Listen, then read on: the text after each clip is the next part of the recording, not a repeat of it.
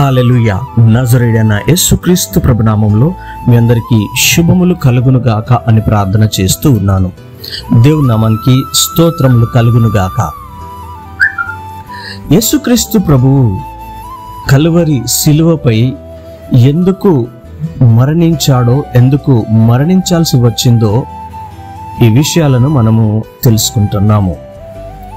మొదటిగా యేసుక్రీస్తు శిలువ మరణము క్రైస్తవ ప్రపంచానికి విశ్వాసంలో ఒక ముఖ్యమైన సంఘటన అని తెలియజేస్తూ ఉంది. అంటే ప్రపంచ మానవాళి పాపాలకు ప్రాయశ్చితము చేయుటకై యేసుక్రీస్తు ప్రభువు శిలువలో మరణించాడు. అంతేకాకుండా దేవుని ప్రేమను చూపించాలి అనే కారణం చేత యేసుక్రీస్తు ప్రభువు శిలువలో మరణించాడు. అంతేకాకుండా శాశ్వతమైన జీవితాన్ని నీకు అందించడానికి, నీకు నాకు ప్రపంచ మానవాళికి అందించడానికి యేసుక్రీస్తు ప్రభు శిలువలో తన్ను తాను అప్పగించుకొని మరణించాడు. అంతేకాకుండా యేసుక్రీస్తు ప్రభువు యొక్క మరణము మూలాన సంపూర్ణమైన మరియు శాశ్వతమైన బలిదానము జరిగి ఇకపైన ఎన్నడూ కూడా బలులు అవసరము లేదు అని యేసుక్రీస్తు ప్రభువు మన కొరకై, నీ కొరకై, నా కొరకై, మన ప్రపంచ మానవాళి అందరి గురించై సిలువలో తను బలిదానం అయ్యాడు. అంతేకాకుండా దేవుని యొక్క వాక్యాన్ని నెరవేర్చడానికి, దేవుని యొక్క న్యాయమైన మాటను, న్యాయమైన తీర్పును, దేవుని న్యాయాన్ని నెరవేర్చడానికై యేసుక్రీస్తు ప్రభువు శిలువలో మరణించాడు. దేవుని నామానికి స్తోత్రములు కలుగును గాక. యేసుక్రీస్తు ప్రభువు కలువరి శిలువలో ఎందుకు మరణించాడో కొన్ని బైబిల్ సంబంధిత సూచనలతో మనం తెలుసుకుందాం. దేవుని నామానికి స్తోత్రములు కలుగును గాక. మొదటిగా ప్రపంచ మానవాళి పాపాల ప్రాయశ్చితం గురించి యేసుక్రీస్తు ప్రభువు శిలువలో మరణించారు. యెషయా గ్రంథము 53వ అధ్యాయము 5వ వచనములో, అయితే యేసుక్రీస్తు ప్రభువు మన అతిక్రమములను బట్టి ఆయన గాయపరచబడ్డాడు, మన దోషములను బట్టి యేసుక్రీస్తు ప్రభువు నలగగొట్టబడ్డాడు. మన సమానార్థమైన శిక్ష, అంటే మన పాపాలకు మనము మోయవలసినటువంటి, మనకు రావాల్సినటువంటి శిక్షను, మనకు రావాల్సినటువంటి ఆ సమానమైనటువంటి శిక్షను యేసుక్రీస్తు ప్రభువు, మన సమానార్థమైన శిక్ష యేసుక్రీస్తు ప్రభువు మీద పడెను గనుక ఆయన యేసుక్రీస్తు ప్రభువు కల్వరిలో మన గురించి మరణించడం జరిగింది. అంతేకాకుండా యేసుక్రీస్తు ప్రభువు ఆయన పొందిన దెబ్బల చేత యేసుక్రీస్తు ప్రభువును కొరడాలతో కొట్టడం జరిగింది, పిడిగుద్దులతో గుద్దడము జరిగింది. ఇందువలన యేసుక్రీస్తు ప్రభువు దెబ్బలను తిన్నాడు. ఆయన పొందిన దెబ్బల చేత ఈరోజు నీకు, నాకు, మనందరికీ కూడా స్వస్థత కలుగుతుంది. అనారోగ్యంలో నుండి స్వస్థత, మానసిక రుగ్మతల నుండి స్వస్థత, ప్రపంచ మానవాళికి యేసుక్రీస్తు ప్రభువు స్వస్థతలను కలుగజేస్తూ ఉన్నాడు. అంటే ఈ యొక్క వచనము మనకు ఏం తెలియజేస్తుంది అని అంటే, యేసుక్రీస్తు ప్రభువు రాకడకు ముందుగానే యేసయ్య బాధలు మరియు తన యొక్క మరణము ద్వారా మానవాళికి కలిగే విమోచనను తెలియజేస్తూ ఉంది. దేవుని నామానికి స్తోత్రములు కలుగును గాక. ఆ రీతిగానే 1 పేతురు 2వ అధ్యాయము 24వ వచనములో, మన పాపముల విషయమై యేసుక్రీస్తు ప్రభువు చనిపోయి, మన పాపముల విషయమై చనిపోయిన వారమై ఉండగా నీతి విషయమై, అంటే యేసుక్రీస్తు ప్రభు యొక్క నీతి విషయమై మనందరము బ్రతుకున్నట్లు యేసుక్రీస్తు ప్రభువే తానే తన శరీరమందు మన పాపములను ఆయన మాను మీద, అంటే శిలువ మీద మోసుకున్నాడు. ఆయన శిలువ మీద మోసుకొని పోయాడు. అందువలన యేసుక్రీస్తు పొందిన గాయముల చేత మీరు స్వస్థత నొందితిరి అని వ్రాయబడింది. ఈరోజు మనము ఆయన గాయముల చేత స్వస్థత పొందుతున్నాము అని 1 పేతురు 2:24 తెలియజేయబడుతుంది. అంటే దీంట్లో మనకు స్పష్టంగా తెలిసేటువంటి విషయం ఏంటిది అంటే యేసు శిలువపై మన పాపాలను భరించాడని స్పష్టంగా తెలియజేస్తుంది. అదేవిధంగా 2 కొరింథీయులు 5:21 మనము యేసుక్రీస్తునందు, మనము ఆయన యందు దేవుని నీతి అగునట్లు పాపము ఎరుగని అటువంటి, పాపము తెలియనటువంటి యేసుక్రీస్తు ప్రభువును మన నిమిత్తము, మన పాపాల నిమిత్తము ఆయన పాపముగా చేశాడు. అంటే దీనివల్ల మనకు అర్థమయ్యే విషయం ఏంటిదంటే దేవుడు యేసుక్రీస్తు ప్రభువును మన పాపాల కొరకు బలిగా చేశాడని పౌలు గారు వివరిస్తూ ఉన్నారు. దేవుని నామానికి స్తోత్రములు కలుగును గాక. అదే విధంగా దేవుని ప్రేమను చూపించడానికి కూడా యేసుక్రీస్తు ప్రభువు కల్వరిలో శిలువ పైన మరణించాడు. దేవుని ప్రేమను మనకు ఏ రీతిగా చూపిస్తున్నాడు అని అంటే యోహాను 3:16 దేవుడు లోకమును ఎంతో ప్రేమించెను కాగా తన అద్వితీయ కుమారుని అనుగ్రహించెను అని. దేవుడు లోకమును ఎంతో ప్రేమించెను కాగా యేసుక్రీస్తు ప్రభు యొక్క, దేవుని యొక్క అద్వితీయ కుమారునిగా యేసుక్రీస్తు ప్రభువుగా మనకు అనుగ్రహింపబడ్డాడు. ఎవరైతే యేసుక్రీస్తు ప్రభునందు విశ్వాసం ఉంచుతారో ఆ విశ్వాసం ఉంచిన ప్రతి వాడు కూడా నశింపక నిత్య జీవము పొందుతాడు అని యోహాను సువార్త 3:16 మనకు తెలియజేస్తుంది. అంటే దీనివలన మనకు ఏమర్థమవుతుంది అని అంటే దేవుడు తన కుమారుని లోకానికి పంపడానికి గల కారణము ఆయనకున్న గొప్ప ప్రేమ అని ఈ యొక్క వచనము మనకు తెలియజేస్తూ ఉంది. ఆ రీతిగానే రోమీలకు రాసిన పత్రిక 5:8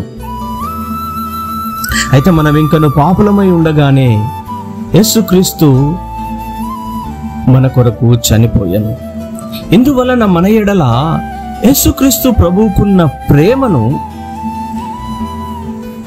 దేవుని యొక్క ప్రేమను మనకు వెల్లడిపరిచాడు. మనం ఇంకా పాపులై ఉండగానే యేసుక్రీస్తు మన పాపముల కొరకు చనిపోయాడు. అందువలన మన ఎడల ఆయనకున్న ప్రేమను దేవుడు వెల్లడిపరిచాడు. అంటే మనం పాపులుగా ఉన్నప్పుడే, మనం పాపులుగా ఉండగానే యేసుక్రీస్తు ప్రభువు మన కొరకు మరణించడం దేవుని ప్రేమకు నిదర్శనంగా తెలియజేయబడుతుంది. అంతేకాకుండా శాశ్వతమైన జీవితాన్ని అతని మరణము ద్వారా, యేసుక్రీస్తు ప్రభు యొక్క మరణము ద్వారా మనకు శాశ్వతమైన జీవాన్ని అందించడం జరుగుతుంది. దానికి గల కారణం ఏంటంటే దాన్ని తెలుసుకోగలిగినటువంటి వాక్యం ఏంటిదనంటే యోహాను సువార్త, యోహాను 11:25-26 యేసు ఆమె పునరుత్థానమును జీవమును నేనే. యేసు ఏమని బోధిస్తున్నాడు ఆమెతో? పునరుత్థానమును జీవమును నేనే. నా యందు విశ్వాసముంచువాడు చనిపోయినను బ్రతుకును, మరియు బ్రతికి నా యందు విశ్వాసముంచు ప్రతి వాడును ఎన్నటికీ చనిపోడు. దీనిని నమ్మువాడు, అంటే ఈ యొక్క మాటను నమ్మువాడు, ఈ యొక్క క్రియలను నమ్మువారు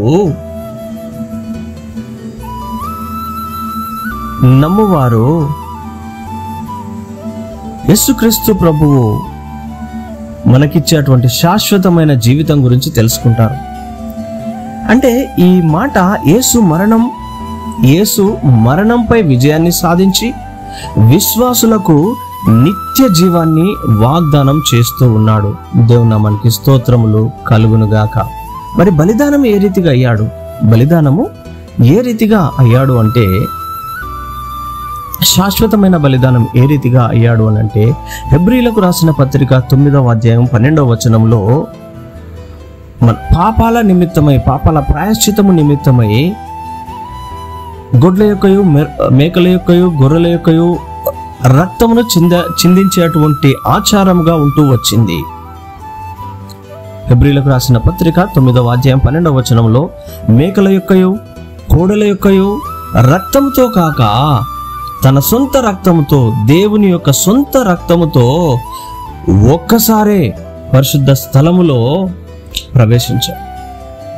అందువల్ల నిత్యమైన విమోచన మన గురించి సంపాదించి పెట్టాడు.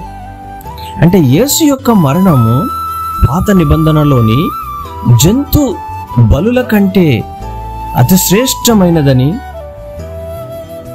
మరియు తన్ను తాను సిలువలో అప్పగించుకొని మరణించడము అంటే అది శాశ్వతమైనటువంటి బలిదానము అని, ఇక మీరెన్నడూ ఈ మేకలను కానీ, కోడలను కానీ, గొర్రెలను కానీ, ఏ పశువులను కానీ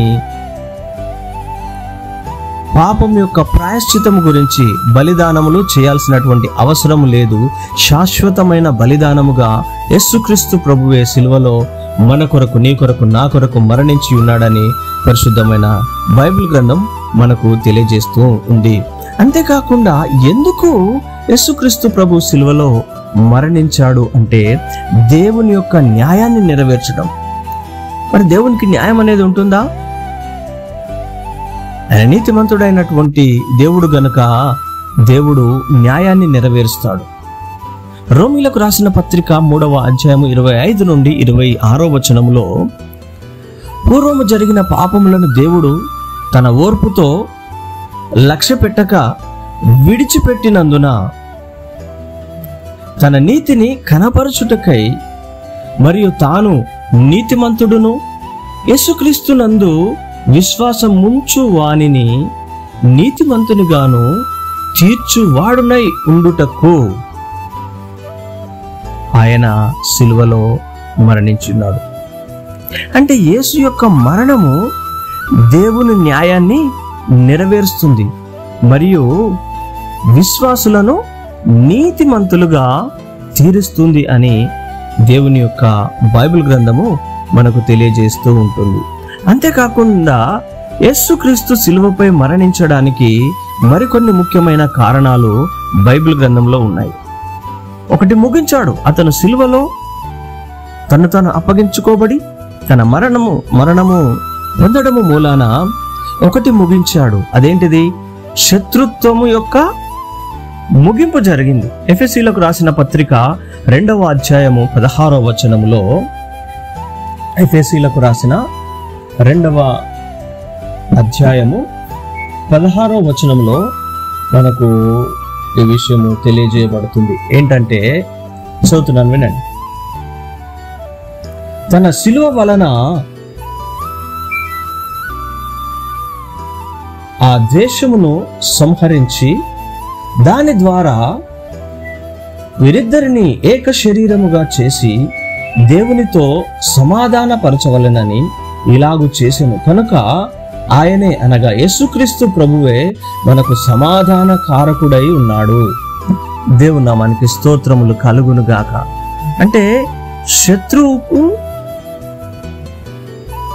ఒకరి పట్ల ఇంకొకరికి, ఒకరి మధ్య ఇంకొకరికి వ్యతిరేక భావమే శత్రుత్వాన్ని కలిగి ఉండడం. వ్యతిరేకమైన భావాన్ని కలిగి ఉండడమే శత్రుత్వాన్ని కలిగి ఉండడం. ఆ శత్రుత్వాన్ని యేసుక్రీస్తు ప్రభువు ముగించారు.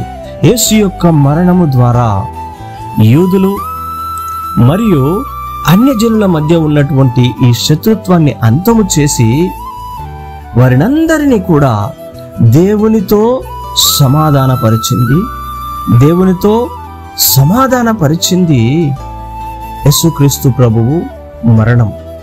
సిలువలో ఆయన మరణించడం మూలాన శత్రుత్వం యొక్క ముగింపు జరిగింది. అదేవిధంగా పాత నిబంధనలో ఒక నెరవేర్పు ఉన్నది. ఆ నెరవేర్పు ఏంటంటే మత్తయి 5వ అధ్యాయము 17వ వచనంలో ధర్మశాస్త్రమునైనను ప్రవక్తలనైనను కొట్టివేయ వచ్చితినని మీరు తలంచొద్దు అని యేసుక్రీస్తు ప్రభు బోధిస్తున్నాడు. వాటిని నెరవేర్చుటకే వచ్చితిని గాని కొట్టివేయుటకు నేను రాలేదు. వాటిని నెరవేర్చుటకే వచ్చితిని గాని కొట్టివేయ వచ్చితిని అని మీరు అనుకోకూడదు. కొట్టివేయ వచ్చితినని కాదు, కానీ వాటిని నెరవేర్చుటకే నేను వచ్చానని యేసుక్రీస్తు ప్రభు మనకు బోధిస్తూ ఉన్నారు. అంటే యేసు తన జీవితము మరియు మరణం ద్వారా పాత నిబంధన యొక్క ప్రవచనాలను మరియు ధర్మశాస్త్రాన్ని నెరవేర్చాడు.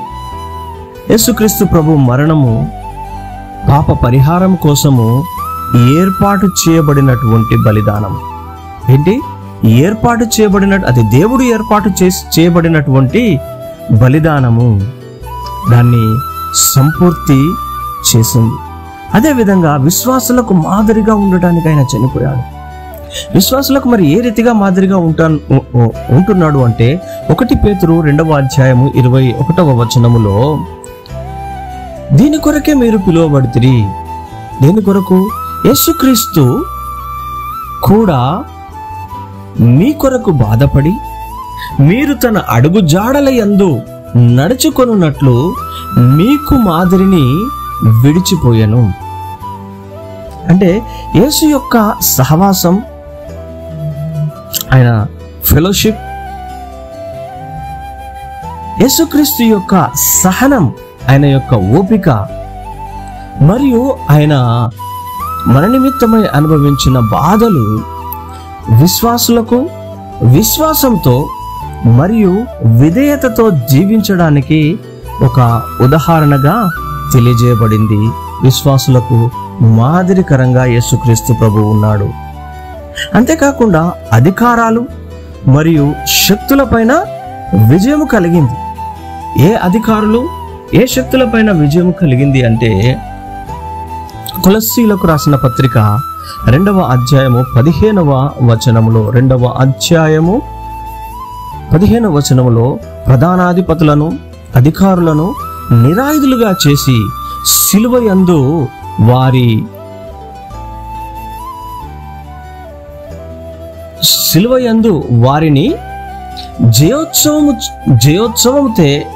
జయోత్సవముతో బయలుపరచెను. ప్రధానాధికారులను అధికారులను నిరాయుధులుగా చేసి, ఎలాంటి వారి దగ్గర ఎలాంటి ఆయుధం లేకుండా చేసి సిలువలో వారిని జయోత్సవం చేత బయలుపరిచాడు. యేసు అంటే ఇక్కడ మనకు తెలియజేస్తున్నటువంటి అంశం ఏంటంటే యేసుక్రీస్తు ప్రభువు తన మరణము ద్వారా మరియు పునరుత్థానము ద్వారా దుష్ట శక్తులపైన విజయాన్ని సాధించాడు. అంతేకాకుండా దేవుని యొక్క మహిమను వెల్లడిపరిచాడు. యోహాను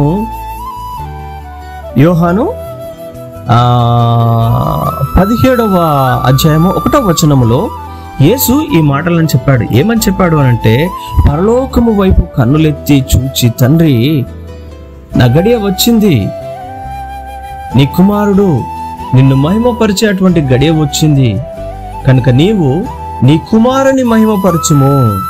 అంటే దేవుని మహిమను వెల్లడిపరచడానికై యేసుక్రీస్తు ప్రభువు సిలువలో మరణించడం జరిగింది. అంటే యేసు యొక్క మరణము మరియు పునరుత్థానముల ద్వారా దేవుని యొక్క శక్తిని మరియు ఆయన మనకు తెలియజేసే మహిమను కూడా వెల్లడి చేస్తూ ఉంది. దేవుని నామానికి స్తోత్రములు కలుగును గాక. అంతేకాకుండా నూతన నిబంధన యొక్క స్థాపన జరిగింది. లూకా సువార్త 22వ అధ్యాయము 20వ వచనంలో ఆ ప్రకారమే భోజనమైన తర్వాత యేసుక్రీస్తు ప్రభు ఒక గిన్నెను కూడా పట్టుకొని ఇట్లా అన్నాడు. ఏమన్నాడు? ఈ గిన్నె మీ నిమిత్తమై చిందించబడుతున్నటువంటి నా రక్తము వలనైన ఈ క్రొత్త నిబంధన. అంటే యేసు యొక్క రక్తము ద్వారా దేవుడు మానవులతో ఒక నూతన నిబంధనను స్థాపించాడు. ఇది పాత నిబంధన కంటే శ్రేష్టమై ఉన్నది అని మనకు తెలియజేస్తూ ఉన్నారు. దేవుని నామానికి స్తోత్రములు కలుగును గాక. అంటే యేసుక్రీస్తు ప్రభు యొక్క శిలువ మరణం యొక్క ప్రాముఖ్యత మరింతగా ఉంది అని మనం ఇప్పుడు జరుపుకొనబోయే అటువంటి